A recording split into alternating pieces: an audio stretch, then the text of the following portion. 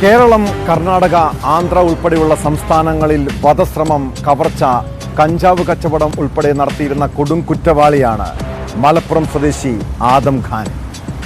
നിരവധി കേസുകളിൽ പ്രതിയായ ഇയാൾ പോലീസിനങ്ങനെ പിടികൊടുക്കാറില്ല. 4 വർഷം മുൻപ് കാസർഗോട്ടെ ഒരു വധശ്രമ കേസിൽ അറസ്റ്റിലായെങ്കിലും കോവിഡ് കെയർ സെന്ററിൽ നിന്ന് അതിവിദഗ്ധമായി രക്ഷപ്പെട്ടിരുന്നു. പോലീസിന്റെ തുടർച്ചയായുള്ള അന്വേഷണത്തിനൊടുവിൽ ആദം ഖാൻ വീണ്ടും അറസ്റ്റിലായി. കൈക്കമ്പയിലെ വീട് വളഞ്ഞ് സാഹസികമായാണ് പോലീസ് ഇയാളെ പിടികൂടിയത്.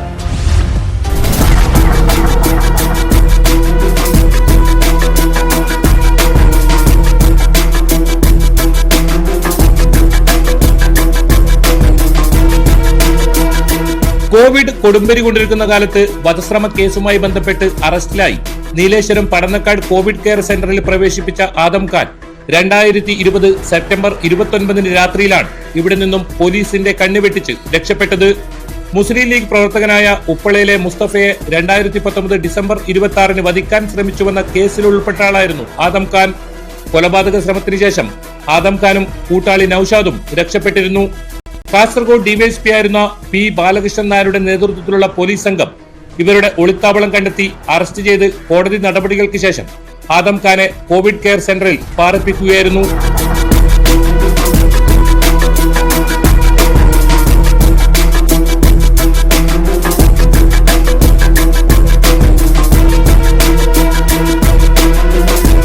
കോവിഡ് കെയർ സെന്ററിന്റെ 2ാം നിലയിലെ ജനൽ വഴി താഴെ ഇറങ്ങിയാണ് പ്രതി രക്ഷപ്പെട്ടത്.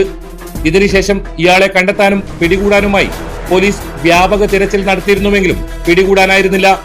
കോവിഡ് കെയർ സെന്ററിൽ നിന്നും രക്ഷപ്പെട്ട ശേഷം കർണാടക, കേരളം, ആന്ധ്രാപ്രദേശ് എന്നിവിടങ്ങളിൽ ഒളിവിൽ കഴിഞ്ഞതിനു ശേഷം കേരളത്തിലെ ചില കേന്ദ്രങ്ങളിലും ഇയാൾ ഒളിവിൽ താമസിച്ചിരുന്നു.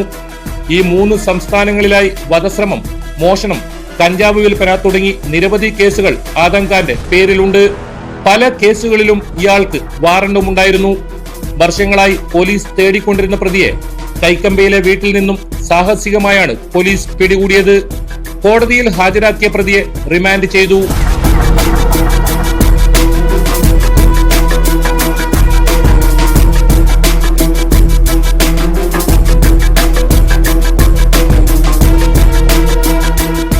ന്യൂസ് 18 കാസർഗോഡ്.